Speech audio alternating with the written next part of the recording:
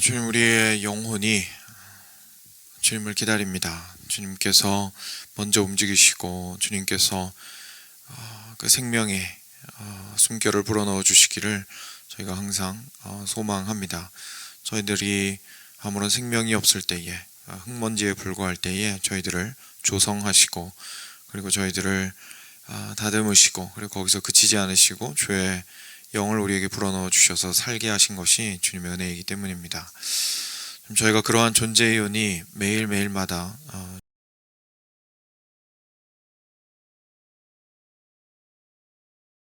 고백합니다. 사랑하는 주님, 이 아침에도 주님께 나와왔습니다. 저희가 주의 말씀을 통하여 저의 영혼이 살도록 하여 주시옵소서. 주의 말씀을 통하여 우리가 어찌 살아야 할지를 알게 하여 주시옵소서. 주의 말씀을 통하여서 우리의 힘으로는 도저히 살아갈 수 없는 우리의 삶 가운데 능히 힘을 얻어 살아갈 수 있는 힘이 생기도록 하여 주시옵소서. 주님께서 말씀하실 것을 오늘도 기대합니다. 그리고 우리를 이 말씀을 통하여 살리실 것을 기대합니다. 은혜 베풀어 주신 것에 감사드리며 사랑하는 우리 주 예수 그리스도의 이름으로 간절히 기도드렸습니다. 아멘. 네, 함께 에스겔서 보겠습니다. 37장 1절부터 14절 말씀입니다. 어떻게 보면 에스겔서 전체에서 가장 유명한 말씀이라고도 볼 수 있는 부분이죠. 37장 1절부터 14절 말씀 같이 교독하겠습니다. 제가 먼저 한 절 읽겠습니다. 여호와께서 권능으로 내게 임재하시고 그의 영으로 나를 데리고 가서 골짜기 가운데 두셨는데 거기 뼈가 가득하더라. 나를 그 뼈 사방으로 지나가게 하시기로 본즉 그 골짜기 지면에 뼈가 심이 많고 아주 말랐더라. 그가 내게 이르시되 인자야, 이 뼈들이 능히 살 수 있겠느냐 하시기로 내가 대답하되 주 여호와여, 주께서 하시나이다. 또 내게 이르시되 너는 너의 보게 대언하여 이르기를 너희 마른 뼈들아, 여호와의 말씀을 들을지어다. 주 여호와께서 이 뼈들에게 이같이 말씀하시기를 내가 생기를 너희에게 들어가게 하리니 너희가 살아나리라. 너희 위에 힘줄을 두고 살을 입히고 가죽으로 덮고 너희 속에 생기를 넣으리니 너희가 살아나리라. 또 내가 여호와인 줄 너희가 알리라 하셨다 하라. 이에 내가 명령을 따라 대언하니 대언할 때 소리가 나고 움직이며 이 뼈 저 뼈가 들어맞아 뼈들이 서로 연결되더라. 내가 또 보니 그 뼈에 힘줄이 생기고 살이 오르며 그 위에 가죽이 덮이나 그 속에 생기는 없더라. 또 내게 이르시되 인자야, 너는 생기를 향하여 대언하라. 생기에게 대언하여 이르기를 주 여호와께서 이같이 말씀하시기를 생기야, 사방에서부터 와서 이 죽음을 당한 자에게 불어서 살아나게 하라 하셨다 하라. 이에 내가 그 명령대로 대언하였더니 생기가 그들에게 들어가매 그들이 곧 살아나서 일어나 서는데 그 키 큰 군대더라. 또 내게 이르시되 인자야, 이 뼈들은 이스라엘 온 족속이라. 그들이 이르기를 우리의 뼈들이 말랐고 우리의 소망이 없어졌으니 우리는 다 멸절되었다 하느니라. 그러므로 너는 대언하여 그들에게 이르기를 주 여호와께서 이같이 말씀하시기를 내 백성들아, 내가 너희 무덤을 열고 너희로 거기에서 나오게 하고 이스라엘 땅으로 들어가게 하리라. 내 백성들아, 내가 너희 무덤을 열고 너희로 거기에서 나오게 한즉 너희는 내가 여호와인 줄을 알리라. 내가 또 내 영을 너희 속에 두어 너희가 살아나게 하고 내가 또 너희를 너희 고국 땅에 두리니 나 여호와가 이 일을 말하고 이룬 줄을 너희가 알리라. 여호와의 말씀이니라. 아멘. 네. 다들 익숙하신 말씀이죠. 에스겔서가 전체적으로 좀 어렵고 익숙하지 않은 내용이 많은데 마른 뼈가 다시 살아나는 이 비유만큼은 정말 많이 우리에게 감격을 주고 볼 때마다 참 가슴 뛰게 만드는 부분인 것 같습니다. 저희가 중간부터 좀 같이 봤으면 좋겠는데요. 11절입니다. 11절 보시면 이렇게 말씀하십니다. 또 내게 이르시되 인자야, 이 뼈들은 이스라엘 온 족속이라.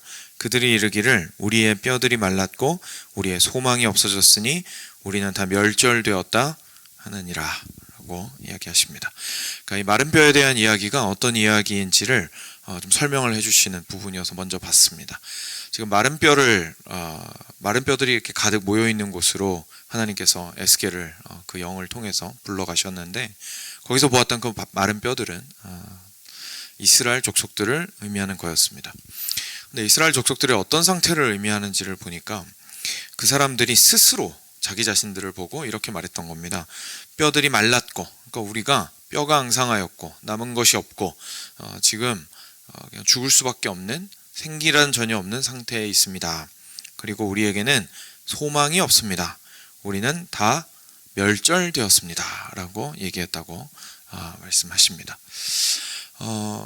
저희가 꼭 그리스도인 아니어도요 이런 얘기합니다. 사람이 희망이나 소망이 없으면 눈빛도 사라지게 되고 살아갈 힘을 얻지 못하게 되고 삶의 어떤 기력도 사실 내기가 쉽지가 않다라는 이야기들을 우리 꼭 예수님 믿지 않아도 저희들이 합니다. 사람은 정말 상투적인 표현이긴 하지만 꿈을 먹고 산다라고 이야기를 하곤 하죠. 근데 사실 그리스도인의 입장에서도 마찬가지입니다. 이것이 우리가 하나님을 바라본다라는 것은 사실상 우리가 소망을 가진다라는 것과 일맥상통합니다. 하나님을 바라본다라는 것이 그냥 단순하게 하나님만 바라보고 끝나는 게 아니죠.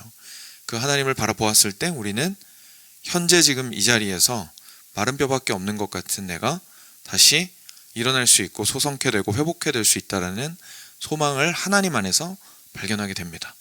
그러니까 우리는 계속해서 그 소망과 하나님 안에서 주어지는 그 꿈을 먹으면서 살아가는 사람들이라고 생각할 수 있을 것 같습니다. 근데 이스라엘 백성들 같은 경우에 그게 지금 사라진 거예요. 근데 이거에 대해서 우리는 좀 진지하게 생각할 필요가 있습니다. 왜냐하면 이스라엘 백성들이 환경이 쉬웠는데 불평하고 있냐? 그런 게 아닙니다. 그렇죠? 실제로 어려운 상황입니다. 주변에 뭔가 가능성이 보였느냐? 전혀 가능성 안 보였던 게 맞습니다. 그러니까 지금 이스라엘 백성들은 그냥 리얼리스틱, 현실적인 판단을 하고 있는 겁니다. 그런데 현실적인 판단이라는 이름 아래 이 사람들 지금 뭘 안 하고 있는 거냐면 하나님을 바라보고 있지 않습니다. 근데 하나님을 바라보고 있지 않다 보니까 뭐가 사라졌냐면 소망이 사라져 버렸습니다. 소망이 사라져 버리니까 지금 이 사람들이 앞으로 나아갈 기력이 없어져 버린 거죠. 멸절되어 버리게 되었습니다 라는, 이거 사실입니다. 그렇죠? 그냥 그들이 제가 이러다 죽겠습니다 이게 아니라 진짜로 우리 어제 에스더서를 통해서도 보았듯이 계속해서 외부에서 오는 압박들이 있기 때문에 실제로 우리가 죽고 없어지게 되어버렸습니다 라는 현실을 바라보고 결과적으로 한탄할 수밖에 없게 된 것을 저희가 보게 됩니다. 그래서 가장 먼저 오늘 말씀을 통해서 하나님께서 우리한테 주시는 말씀은요, 하나님 안에서 소망을 가져야 한다는 것입니다. 하나님 안에서 소망을 가지는 것은 우리한테 사실상 눈에 보이지 않는 것을 보아야 한다라고 말씀하시는 겁니다. 그래서 상당히 쉽지 않습니다. 우리가 현실적인 마음을 가지고 있을 때 현재의 상황만을 정확하게, 그게 뭐 숫자적으로든 언어적으로든 판단하고 계산해서 이거 봐봐, 이렇게 계산하니까 결과가 이렇게밖에 안 나오잖아, 이거 봐봐, 지금 현재 논리적으로 생각하면 당연히 이렇게 되는 거잖아, 나는 그냥 현실적일 뿐이야, 저기 저 사람들은 지나치게 낙관적인 사람들일 뿐이야, 내가 비관적인 게 아니고 나는 그냥 현실적일 뿐이야 라고 얘기할 수 있습니다. 그렇지만 하나님께서 우리한테 원하시는 건 현실 모르는 게 아니라는 거죠. 현실 누구보다 하나님 잘 아십니다. 그러니까 하나님께서는 그냥 근거 없는 장밋빛 미래 꿈꾸고 무지개 쫓아다니는 것도 안 좋아하십니다.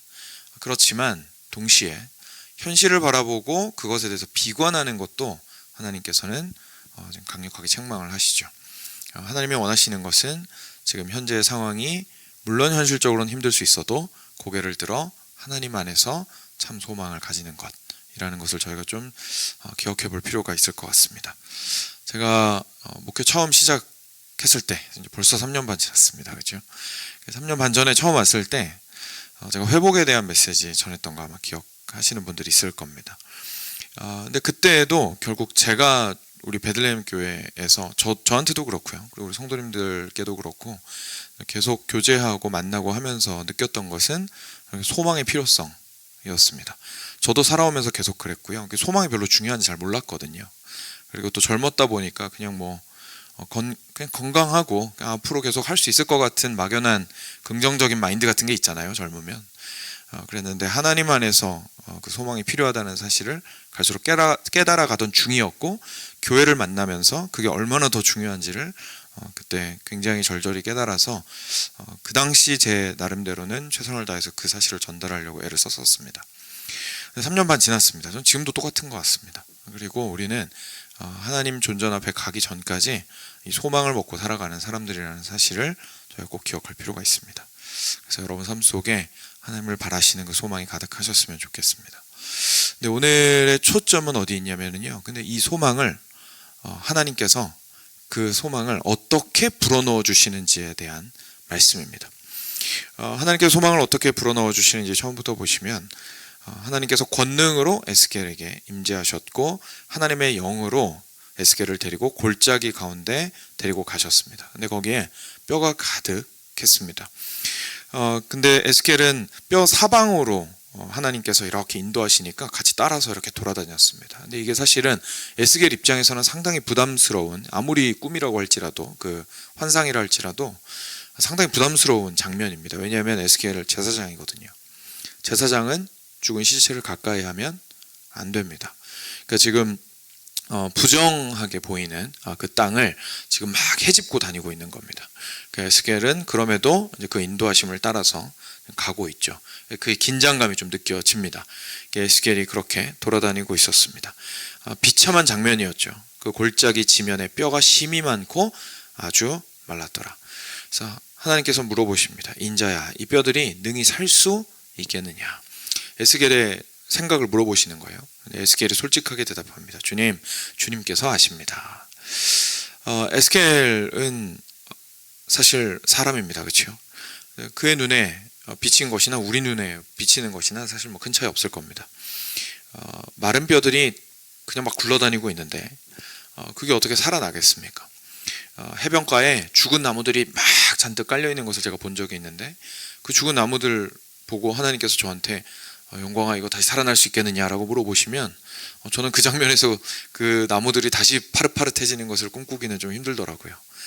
그게 우리 눈에는 절대로 그래 보이지 않습니다. 근데 다시 좀 리마인드를 해드리면 그것이 소망을 잃은 자들의 모습입니다. 하나님 안에서 소망을 잃은 자들의 그 모습은 사실 그냥 뭐 소망이 없나 보다. 하루하루 그래도 평안하게 살아갔으면 됐지. 하나님 눈에 그게 아닌 거예요. 정말로 말라서 생기가 없고 생명이 없고 죽어 있는 거나 마찬가지인 그런 모습이라는 것을 보게 되죠. 그래도 에스겔은 믿음으로 고백을 합니다. 하나님, 사실 잘 모르겠습니다는 말이기는 하죠. 하나님 잘 모르겠습니다. 그렇지만 주님께서는 아십니다. 주님께서는 그 답을 알고 계십니다. 그래서 하나님께서 답을 주십니다. 주 여호와께서 죄송합니다. 4절입니다. 4절에 내게 이르시되 너는 이 모든 뼈에게 대언하여 이르기를 하나님의 말씀을 가져다가 그들을 향하여 선포하여 이르기를 너희 마른 뼈들아 주 여호와의 말씀을 들을지어다 라고 이야기하라고 하십니다. 주 여호와께서 이 뼈들에게 이같이 말씀하시기를 내가 생기를 너희에게 들어가게 하리니 너희가 살아나리라. 너희 위에 힘줄을 두고 살을 입히고 가죽을 덮고 너희 속에 생기를 넣으리니 너희가 살아나리라. 또 내가 여호와인 줄 너희가 알리라 하셨다 하라 라고 하나님께서 어떤 말씀을 그들을 향해서 선포하실지를 이야기하십니다. 이게 엄청나게 놀라운 장면이죠. 죽어있는 그 뼈들을 향해서 하나님께서 말씀하라고 하십니다. 이 장면은 사실 태초의 아담을 창조하셨던 장면을 저희들한테 생각나게 합니다. 하나님께서 빛이 있으라라고 하셨을 때 빛이 있었고요. 그 이후에 모든 세계가 하나님의 단 한마디의 말씀으로 생성되었습니다. 그리고 마지막에 사람을 만드셨을 때 역시 하나님께서는 그 흙으로부터 사람을 빚어 만드셨지만 그것은 결국은 사람을 얼마나 소중하게 중요하게 여겼느냐의 의미를 이제 보여주는 것이고 결국 그 또한 하나님의 말씀으로 창조된 것이었습니다. 근데 거기서 끝나지 않고 하나님께서는 그 인간들을 참 특별하게 만드신 것이 거기에 당신의 영을 불어넣어 주셨습니다. 그래서 존재하는 그 어떤 것들보다도 가장 지혜롭고 무엇보다도 그 지혜를 가지고 하나님과 사랑의 교제를 나눌 수 있게 되는 존재로 하나님이 만들어 주셨거든요. 없는 상태에서 있는 것으로 하나님의 말씀을 통하여 그 일이 일어났습니다. 근데 사랑하는 여러분, 저희들을 참 소망을 가지기 힘들게 만들고 체념하게 만드는 것 중에 하나가 어떤 거냐면요, 없었다가 생긴 것보다 생겨 있다가 죽은 게 다시 회복할 거라고 믿는 게 어떤 측면에서는 더 어려운 면도 있는 것 같습니다. 그렇지 않습니까? 우리가 이걸 영적인 생명으로 좀 생각을 해보시면 옆에 있는 불신자들이 있습니다. 그러면 이 불신자들이 하나님을 주님 믿게 하여 주십시오 라고 하면 왠지 이 사람들한테 새로운 생명이 들어가서 새롭게 주님을 고백할 것에 대한 소망은 우리가 사실 있습니다. 그렇지 않나요? 그런데 주님 안에 있다가 갑자기 바깥으로 빠져나갔어요. 소망을 다 잃어버리고 체념해서 주저앉아 버렸어요. 그가 회복될 것에 대해서는 사실 우리가 꿈꾸기가 쉽지가 않습니다. 근데 오늘 이 죽어있는 뼈들은 뼈가 거기에 널려 있다는 뜻은 한번 살았던 사람들이라는 뜻입니다. 그렇죠? 그러니까 한번 살았던 사람들이 거기에 널브러져 있는데 그것을 향해서 이들이 살겠느냐라고 물어보시면 여러분 뭐라고 답하시겠습니까? 사실 이게 다시 살겠다고 말하기가 너무 어려운 거죠. 왜냐하면 첫 생명은 하나님께서 주신 것 우리가 안단 말이에요. 그러니까 처음에 그 뼈들이 없는 상태에서 생기게 하신 것은 주님께서 가능하게 하시겠지만 주님 알다시피 이렇게 죽은 게 이 뼈들의 탓이잖아요. 그렇죠? 이 뼈들의 탓이잖아요. 이들이 주님을 떠나서 이 지경이 됐잖아요. 그러니 그 상황 가운데에서 다시 그들이 회복되고 다시 주님께로 돌아오고 옛날처럼 생기 넘치는 모습을 되찾을 수 있겠냐라고 물어보시면 저도 자신 있게 답 못하겠습니다. 그렇지 않습니까? 그게 사실은 우리에게 더 어려운 문제인 것 같습니다. 근데 오늘 말씀이 정말 놀랍고 우리에게 큰 격려가 되는 것은 무엇이냐면 창조의 하나님은 동일하게 구원의 하나님이시라는 사실을 우리한테 보여주고 있으시기 때문입니다. 창조 때에 그 생기를 불어넣으시고 처음으로 말씀으로 그들을 창조하시고 생기를 불어넣으셨던 그 하나님, 무에서 유를 창조하셨던 그 하나님의 그 창조의 능력은 지금 현재 여기에서 자기 자신의 죄로 인하여 완전히 소망을 잃어버리고 죽은 것이나 다름없는 상태가 된 이들을 향해서도 동일하게 역사한다라는 사실을 우리에게 보여주시는 장면이기 때문에 우리한테는 너무 큰 위로와 격려가 되는 것이죠.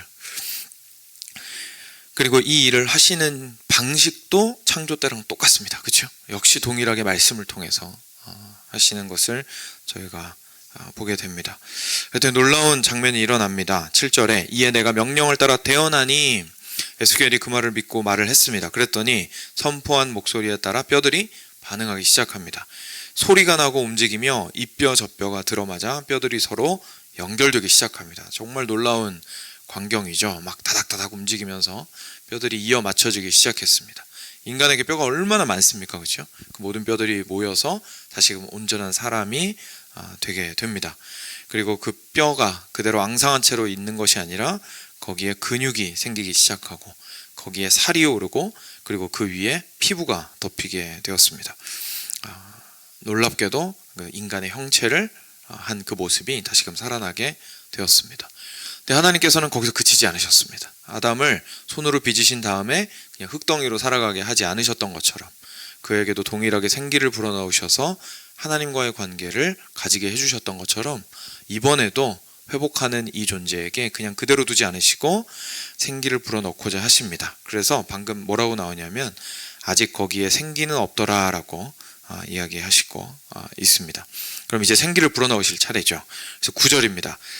인자야 너는 생기를 향하여 태어나라. 이번에는 하나님의 영에게 어떻게 보면 선포하라고 이야기하시는 겁니다. 물론 하나님의 영은 하나님의 뜻대로 움직이시지만 지금 에스겔이 하나님의 명령을 받고 이제 이 말을 할 수 있게 된 거죠.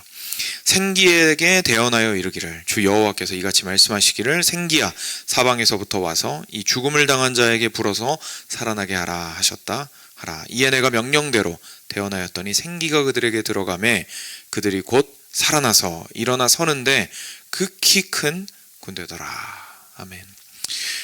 하나님께서 실제로 그들을 정말 생생하고 그리고 늠름하고 굳건한 모습으로 다시금 살리시는 것을 보게 됩니다. 저희들이 아픈 분들이 오랜 투병 끝에 일어나는 것 저희들이 본 적이 있습니다. 그렇죠? 그것이 본인이실 수도 있겠고요. 근데 그 과정 얼마나 어렵습니까? 재활치료 같은 것도 막 1년씩 2년씩 막 해야 이전 모습을 겨우겨우 되찾곤 합니다. 그런데 하나님께서 이 뼈들을 소성시키실 때 다시금 회복시키실 때는 그들이 이전과 같은 그냥 뼈 앙상한 모습으로 근근히 생명을 유지하는 모습으로 다시 살리시는 것이 아니라 지금 당장 싸움이 가능한 군대의 모습으로 하나님께서 일으키신다는 것을 저희가 보게 됩니다. 하나님 안에서의 소망이 이토록 중요합니다. 우리가 어떠한 비참한 삶을 살아왔더라도 얼마나 하나님을 떠나서 그 안에서 만족감을 누리지 못하여 피폐해진 삶을 살았던지에 상관없이, 그리고 우리가 우리 나름 가지고 있는 여러 가지 이유로 체념하여서 하나님 전 이걸 잃었어요, 저거 없어요, 하나님 그리고 저는 나이가 많아요, 하나님 이미 시간이 많이 지났어요, 회복하기에는 주님 이미 저는 너무 기력이 쇠했어요 라는 생각들은 사실 우리가 언제 그 생각을 하든, 그게 죽기 직전까지도요, 언제 그 생각을 하든 그것은 우리 생각입니다. 그렇죠? 결국 하나님 안에서 생기를 주시는 분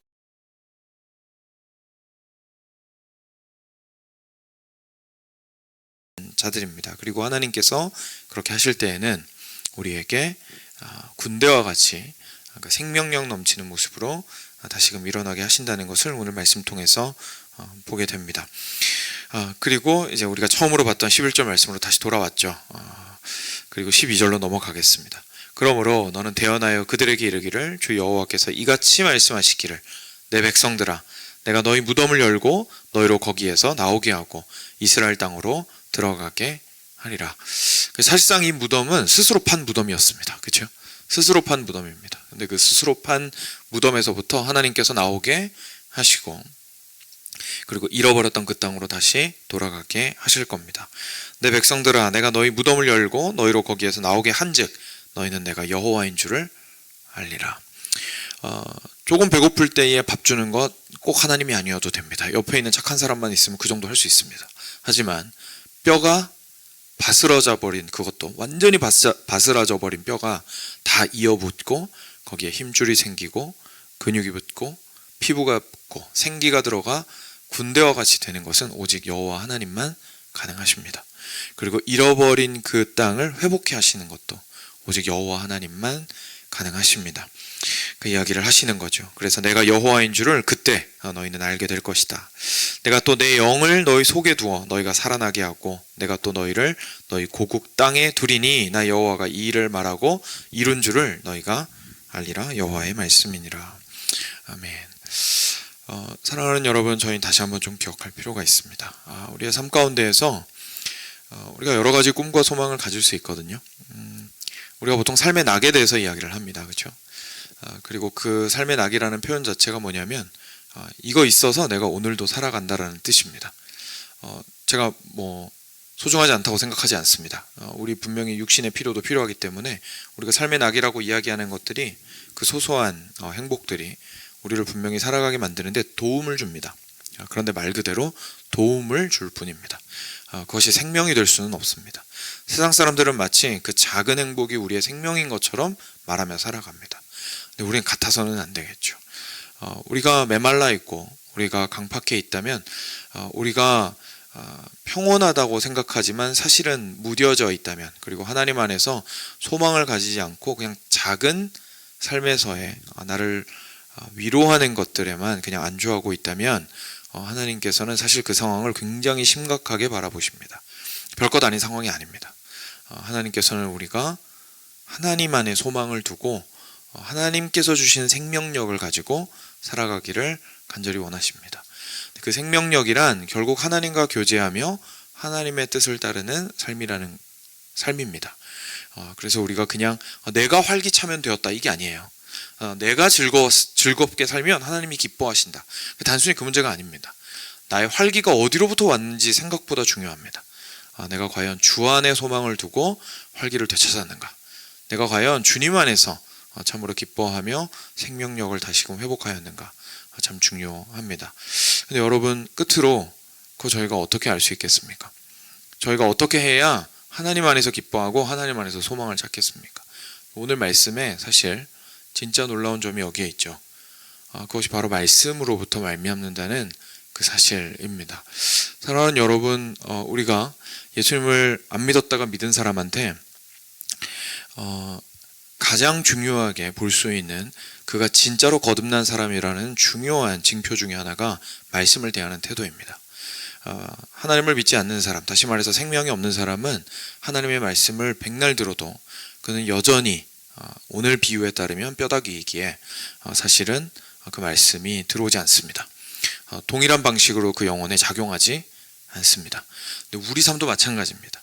이미 그리스도인이라 할지라도 마음이 단단하여져서 하나님의 말씀이 자꾸 안 들어오고 하나님의 말씀이 자꾸 튕기게 된다면 사실 다른 방법 찾기가 쉽지가 않습니다. 다른 방법 찾기가 쉽지가 않습니다. 목사님, 저는 찬양하며 마음이 부드러워지던데요. 네, 맞습니다. 저 믿습니다. 저도 그래요. 저도 찬양이 필요합니다. 목사님, 저는 기도하면 마음이 풀리던데요. 네, 맞습니다. 저도 기도가 필요합니다. 그런데 우리가 착각하는 게 있습니다. 찬양은 그 단단한 그 가뭄과 같은 나의 마음을 위에 살짝 적셔 주어서 말씀의 씨앗이 들어갈 수 있도록 약간 땅을 부드럽게 하는 역할을 하는 겁니다. 찬양 자체가 우리에게 생명을 주지 않습니다. 기도, 놀랍게도 그렇습니다. 기도 역시, 기도는 우리의 소원을 아뢰고 주님께 우리의 부르짖음인데 그것 자체가 우리에게 생명을 주는 게 아닙니다. 생명은 오직 주께로 말미암는 창조의 말씀밖에 없습니다. 결국 기도를 통하여 우리가 살아나게 되려면 기도가 말씀으로 이어져야 합니다. 찬양이 말씀으로 이어져야 합니다. 그리고 말씀이 다시금 찬양으로 돌아오게 만들고 말씀이 다시금 우리로 기도하게 만들고 계속 이러한 순환이 우리의 삶 가운데 있을 때에서야 비로소 우리는 바른 찬양과 바른 기도를 할 수 있고요. 거기서 하나님께서 찬양과 기도를 통하여 마음 문을 여시고 하늘 문을 여시는 것들이 우리한테 비로소 의미가 있게 됩니다. 우리가 쉽게 메말라지는 이유는 기도와 찬양이 나의 생명이라고 착각해서 그렇습니다. 기도와 찬양이 나의 생명이라고 착각하고 말씀 앞에 서지 않으면 사실 땅은 촉촉해졌는데 씨앗은 뿌려지지 않은 것과 마찬가지입니다. 준비는 하나님께서 좀 시켜주셨는데 실질적인 생명이 내 안에서 열매 맺을 수 없게 된다는 얘기입니다. 그러니 사랑하는 여러분, 말씀은 결코 우리 교회가 해야 할 여러 일 중에 하나가 아닙니다. 가장 본질적이고 가장 핵심적인 일입니다. 교회가 결국 해야 하는 것은 하나님 앞에 주님께서 하늘문을 여시기를 위하여 기도하고 그리고 그 하늘문을 여셨을 때에 주의 말씀이 쏟아지기를 우리가 간절히 원하며 그 은혜의 그 단비를 우리가 받아서 실제로 말씀의 씨앗으로 생명을 틔우는 것이 교회가 해야 될 일이라는 것을 다시 한번 기억하셨으면 좋겠습니다. 사랑하는 여러분, 우리 모두가, 우리 베들레헴 교회 전체가 그리고 개개인의 삶이 말씀 가운데에서 큰 회복을 누리시는 은혜가 있기를 간절히 축원드립니다. 같이 기도할 텐데요. 오늘도